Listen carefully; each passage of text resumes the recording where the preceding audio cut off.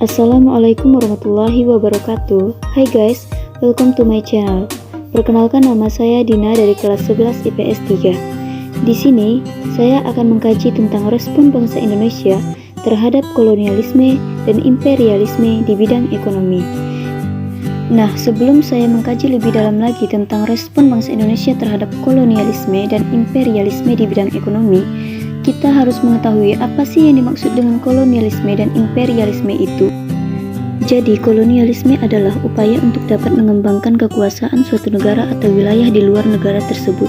Sedangkan imperialisme adalah usaha untuk memperluas kekuasaan suatu wilayah untuk dapat menguasai wilayah negara lain.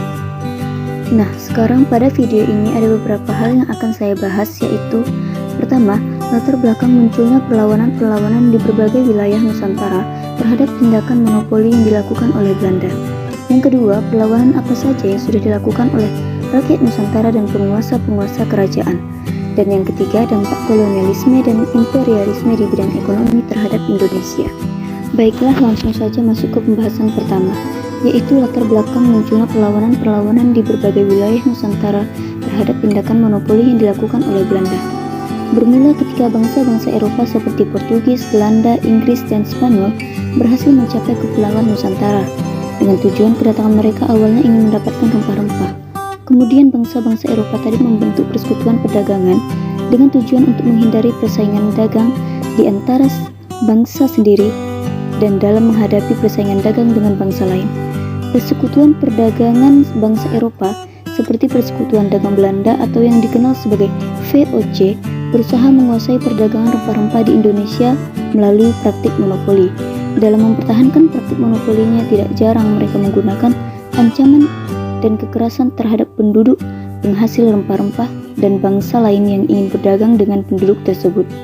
Sehingga praktik monopoli perdagangan rempah-rempah inilah yang merugikan, menimbulkan kekecewaan rakyat dan penguasa-penguasa kerajaan. Lalu disinilah munculnya perlawanan-perlawanan terhadap tindakan monopoli di berbagai wilayah Nusantara, antara lain sebagai berikut. Next, pembahasan yang kedua, yaitu bentuk perlawanan yang sudah dilakukan oleh rakyat Nusantara dan penguasa kerajaan.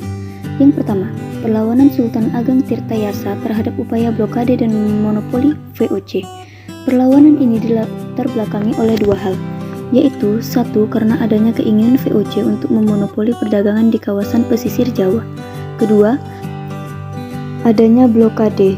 Menyikapi hal tersebut, Kesultanan Banten yang dipimpin oleh Sultan Ageng Tirtayasa mengadakan perlawanan dengan menyerbu dan merampas kapal-kapal Belanda yang bernaung di bawah VOC, dengan harapan VOC segera meninggalkan Banten. Peperangan antara Banten dengan VOC terjadi. Sultan Ageng Tirtayasa memperkuat pasukannya dengan meminta bantuan kepada Turki, Inggris, Denmark, dan Prancis. Sedangkan VOC menyewa serdadu-serdadu dari Ternate, Kejauhan Bali, Makassar, dan Bugis karena serdadu Belanda jumlahnya sedikit. Dan di sini penyerangan yang dilakukan Banten membuat kedudukan VOC semakin terdesak. VOC menggunakan siasat adu domba untuk menaklukkan Banten antara Sultan Ageng Tirtayasa dengan putranya Sultan Haji. VOC menghasut Sultan Haji agar merebut tahta dari ayahnya. Persekutuan antara pasukan VOC dan Sultan Haji ternyata belum mampu menaklukkan Banten. Dengan tipu muslihat, pasukan VOC yang dibantu oleh Sultan Haji berhasil menangkap Sultan Ageng Tirtayasa. Sultan Ageng Tirtayasa dipenjarakan di Batavia. Sultan Ageng Tirtayasa meninggal pada tahun 1692. Putranya Sultan Ageng Tirtayasa, yaitu Sultan Haji, naik tahta dengan restu VOC dari tahun 1682 sampai dengan 1687. Pada tanggal 17 April 1684, ditandatangani perjanjian yang dinamakan Perjanjian Banten. Dapat dilihat sendiri penjabarannya sudah tertera. Langsung saja, perjanjian inilah yang menandai berakhirnya kekuasaan Kesultanan Banten dan dimulainya monopoli VOC atas Banten. Dengan demikian berakhirlah perlawanan Sultan Ageng Tirtayasa. Nah, di sini kalian dapat melihat sendiri beberapa strategi yang dilakukan oleh Sultan Ageng Tirtayasa kala dia menjadi Raja Banten untuk memulihkan kembali Banten sebagai bandar perdagangan internasional. Jadi intinya Sultan Ageng Tirtayasa, Sultan Banten yang menentang kehadiran VOC di Banten, Perlawanannya terhadap VOC dapat dipatahkan dengan politik adu domba oleh VOC. Yang kedua, perlawanan Makassar terhadap monopoli VOC. Perlawanan Kerajaan Makassar terhadap VOC dipimpin oleh Sultan Hasanuddin. Sultan Hasanuddin yang memiliki keberanian dan kegigihan dalam perlawanannya terhadap VOC yang menyebabkan ia dijuluki ayam jantan dari timur. Perkembangan pesat terjadi di Kerajaan Makassar di bawah pemerintahan Sultan Hasanuddin. Sultan Hasanuddin yang saat itu naik tahta kemudian menggabungkan kerajaan-kerajaan kecil di sekitar Bone untuk melawan VOC. Perdagangannya rempah yang maju membuat VOC semakin tergiur menguasai perdagangan di wilayah tersebut. VOC ingin memonopoli terjadi karena sejumlah alasan ini. VOC menguasai pelabuhan perdagangan Somba Opu sebagai penghubung Malaka, Jawa, Maluku. Yang kedua, VOC menuntut monopoli perdagangan di pelabuhan-pelabuhan Makassar dan tidak mengizinkan perdagangan asing kecuali VOC. 3. VOC melakukan blokade perdagangan terhadap Makassar. 3. Perlawanan rakyat Makassar. Sebelum perjanjian Bungaya, rakyat Makassar sempat melakukan 3 kali perlawanan. Berikut secara singkatnya. Perlawanan yang pertama terjadi pada 1633, tepatnya ketika VOC berusaha melakukan blokade perdagangan Makassar.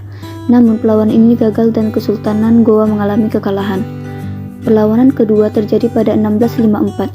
Perlawanan ini dipimpin oleh Sultan Hasanuddin yang baru naik tahta pada 1653. Serangan VOC berhasil ditangkal. Perlawanan ketiga terjadi pada tahun 1667 dan merupakan pertempuran terbesar dalam perlawanan VOC. Dalam pertempuran ini, VOC melakukan politik adu domba antara Sultan Hasanuddin dan Aru Palaka. Goa mengalami kekalahan dan Sultan Hasanuddin dipaksa untuk menyetujui perjanjian Bungaya. Perjanjian Bungaya disepakati. Saat perjanjian Bungaya disahkan, Kesultanan Goa dinyatakan sebagai pihak yang kalah dan harus mengakui keunggulan VOC yang dibantu Arung Palaka. Isi perjanjian sangat merugikan pihak Goa. Namun perjanjian Bungaya harus disepakati karena kondisi kerajaan Goa yang semakin memburuk. Sultan Hasanuddin menghadiri perjanjian damai agar peperangan tidak berlanjut dan menghentikan korban yang terus berjatuhan dari pihak Kesultanan Goa. Nah, di sini dapat dilihat sendiri penjabaran tentang isi perjanjian Bungaya. Isi perjanjian ini sangat merugikan pihak Kesultanan Goa. Sultan Hasanuddin kembali melakukan perlawanan. Pihak VOC meminta bantuan tentara yang ada di Batavia. Pertempuran kembali pecah. Pasukan Sultan Hasanuddin memberi perlawanan sengit kepada VOC. Namun karena kalah dalam persenjataan serta bantuan tentara VOC dari Batavia membuat VOC mampu menerobos benteng Somba Opu yang menjadi pertahanan Goa pada 12 Juni 1669. Pada perkembangannya, Sultan Hasanuddin mengundurkan diri dari tahtanya sebagai Raja Goa dan wafat pada 12 Juni 1670. 3. Perlawanan rakyat Saparua terhadap monopoli Belanda. Alasan yang menyebabkan Belanda memonopoli perdagangan di Maluku, yaitu karena Maluku sangat penting bagi Belanda, karena daerah ini merupakan penghasil rempah-rempah. Perlawanan rakyat Maluku di bawah pimpinan Patimura terhadap pemerintah kolonial Hindia Belanda dilatar belakangi oleh banyak faktor, sebagai berikut. Semakin diperketatnya kebijakan monopoli perdagangan, pelayaran hongi, dan kerja paksa yang membuat rakyat Maluku semakin menderita. Pemerintah kolonial berencana menghapus sekolah-sekolah desa dan memberhentikan guru untuk menghemat anggaran. Rakyat dipaksa menyediakan garam, ikan asin, dan kopi bagi kapal-kapal perang Belanda yang berlabuh di Ambon, menurunkan harga hasil bumi sementara pembayarannya cenderung ditunda-tunda. Adanya paksaan bagi para pemuda untuk menjadi serdadu Belanda di luar Maluku. Adanya permasalahan dalam peredaran uang kertas yang menggantikan uang logam sehingga semakin mempersulit kehidupan rakyat. Adanya sikap arogan dan sewenang-wenang dari residen Saparua, Vandenberg. Jalannya Perang Saparua. Perlawanan dimulai dengan menghancurkan kapal-kapal Belanda di pelabuhan. Setelah itu, para pejuang Maluku menuju benteng Darmstadt di Pulau Saparua. Dalam pertempuran yang terjadi pada 15 Mei 1817 itu, Residen Vandenberg yang memimpin pasukan Belanda tewas dan benteng Darmstadt berhasil direbut pejuang Maluku. Kemenangan ini semakin meningkatkan semangat para pejuang dan perlawanan semakin meluas di Maluku.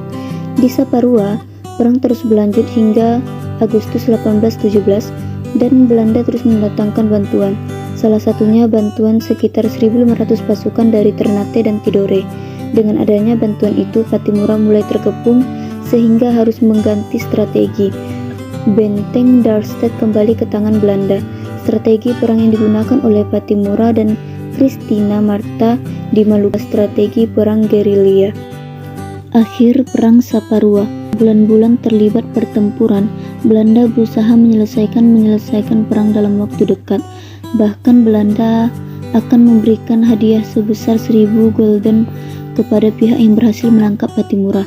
Akibat pengkhianatan yang dilakukan seorang warga, Belanda mengetahui persembunyian Pattimura dan berhasil menangkapnya beserta para pejuang lainnya pada November 1817.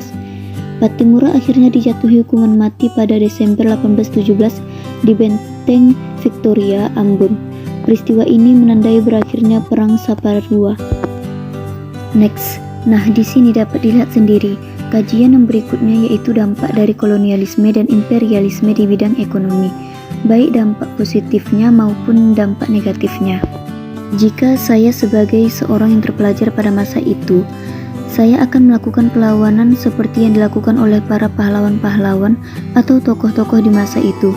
Baik itu saya harus berperang dengan fisik maupun saya juga akan mendirikan beberapa organisasi yang tentunya bisa mendorong semangat para pemuda, pemudi, dan rakyat-rakyat untuk berkeinginan belajar dan sehingga bersama-sama bisa melawan penjajahan. Baiklah, sekian dari pembahasan saya. Kurang dan lebih saya minta maaf. Saya akhiri, wassalamualaikum warahmatullahi wabarakatuh.